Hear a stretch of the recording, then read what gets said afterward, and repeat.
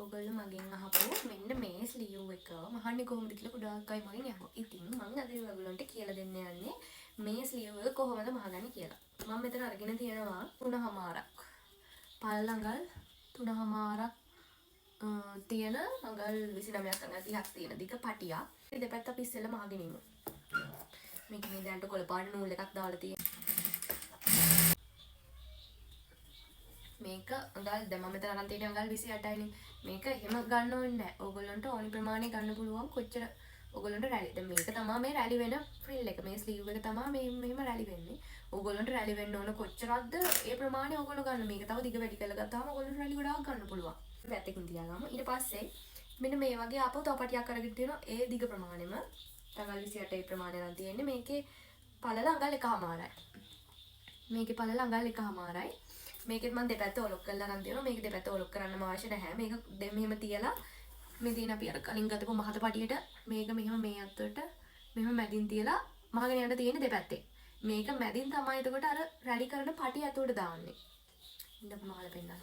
දැන් මේක තියෙනකොට මෙතනටම තියන්න නැතුව චූට්ටක් මෙහෙම ඉඩ තියෙන. මොකද මේක අපි දැන් වෙන ඇඳුමකට අල්ලනවා නම් ඒ ඇඳුමට අල්ලන්නේ ඉඩ තියෙන්න ඕනේ. මෙතනින් ප්‍රමාණ සාමාන්‍යයෙන් අඟලක් වගේ අඟල් භාගයක් ඉඩ තියලා අල්ලන්න. මම මේක අල්ලලා පෙන්නන්න. අහන්න අලුතෙන් කිටියා යටට මාරු කරලා මට පේන විදිහට නූල මම බලමු මොකද හරියට මැහෙන්නේ නැති කියලා. එක පැත්තක් මහලා තියෙන්නේ. ඊළඟ පැත්තත් මෙහෙම නවල මහන් තියෙන්නේ. යම් කිසි ප්‍රමාණයක පටියක් ගන්න පුළුවන් ප්‍රමාණයට තියලා මහුවාම ඇති.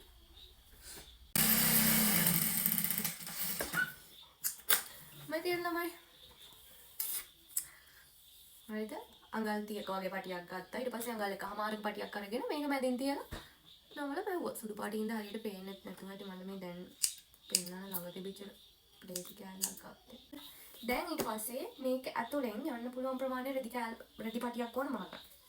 ඒකට මම අඟල් කමාරක විතර පටියක් කරන් තියෙන්නේ. මේක අපි චූටියට නවල මහගමු. දැන් තියෙන්නේ මේක අස්සෙන් පටිය දාලා. මම කිව්වා චුට්ටක් ඉඩ තියන්න කියලා. ඉඩ ඉතුරු කරන්න කිව්වා. මේක මේ පැත්තෙන් ඕන එළියට ගන්න. ආවා. මතක තියාගන්න ඕනේ මේ ගන්න දිග පටියක් මේ රෙදි කෑල්ල දිග ප්‍රමාණයෙන් වෙන්න ඕනේ. මොකද මේක ඇදුනොත් එහෙම පටිය ඇතුළට යනවා ආපහු ගන්න බෑ. සම්පූර්ණ භාගයක් ලියන්න ඕනේ. මෙන්න මේ විදියට පටිය එළියට ගන්න ළමයි. මේක මේ එළියට පැනනොත් එහෙම මෙතනින් අනිවාර්යෙන් එක් කරගන්න. ඉමරක විමනාඩෝනේ කකුලුට්ට වැටුනේ.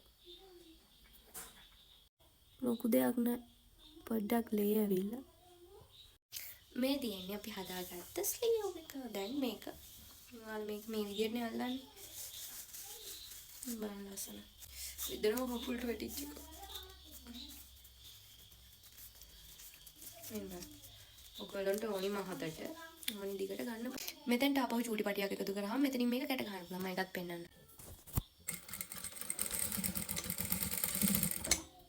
මේක මහල ඉවරයි. මම පෙන්නන්න මෙන්න ස්ලීව් එක මේ අපි අර මෙතෙන්ට සෙට් කරපු පටියෙන් ඕනි ගානට මේක මෙහෙම ඇඩ්ජස්ට් කරා මෙහෙම තියලා